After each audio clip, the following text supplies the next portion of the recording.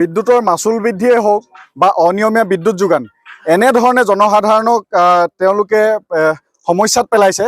অত্যাধিক পৰিমাণৰ মাচুল বৃদ্ধি ঘটাইছে এই বিভাগটোৱে আৰু তেওঁলোকৰ মাচুল বৃদ্ধি ঘটাইছে হয়, কিন্তু তেওঁলোকে বিদ্যুৎ যোগানো তেওঁলোকে যিভাগে দিব লাগে তেওঁলোকে নিয়মীয়াভাৱে তেনেধৰণে তেওঁলোকে দিব পৰা নাই।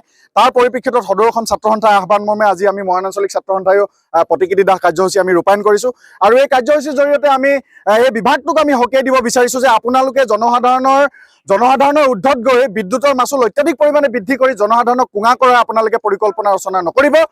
এনেধৰণৰ কাৰ্যৰ পৰা আপোনালোক বিৰত থাকক। অসম চৰকাৰ এই ব্যাগুম বিভাগটো যে আছে তেনেধৰণৰ আমাৰ লগা নাই। এই বিভাগটোৱে কেৱল মাত্ৰ জনসাধাৰণৰ পৰা লুণ্ঠন ৰাজ চলাবৰ কাৰণে তেওঁলোকে জনসাধাৰণৰ পৰা লুণ্ঠন ৰাজ চলাই তেওঁলোকে কমিশ্যন ৰাজৰ এটা অংক কৰি আছে। তাক আমি সকীয়াই দিছোঁ যে অতি শীঘ্ৰে আপোনালোকে বিদ্যুতৰ মাচুল বৃদ্ধি যি ঘটাইছে ইয়াক আপোনালোকে হ্ৰাস কৰক, আপোনালোকে কমাওক আৰু জনসাধাৰণৰ স্বাৰ্থত গৈ আপোনালোকে কাম কৰক। আৰু অন্যথা যদি আপোনালোকে এনেধৰণৰ কাম যদি আপোনালোকে নকৰে, জনসাধাৰণৰ পক্ষত যদি আপোনালোকে কাম কাজ নকৰে, তেন্তে আগন্তুক দিনত আমি সদৌ অসম ছাত্ৰ সন্থাই তথা মৰাণ আঞ্চলিক ছাত্ৰ সন্থাই ইয়াতকৈ আমি তীব্ৰতৰ জংগী আন্দোলনৰ কাৰ্যসূচী আমি ৰূপায়ণ কৰিবলৈ আমি বাধ্য হ'ম।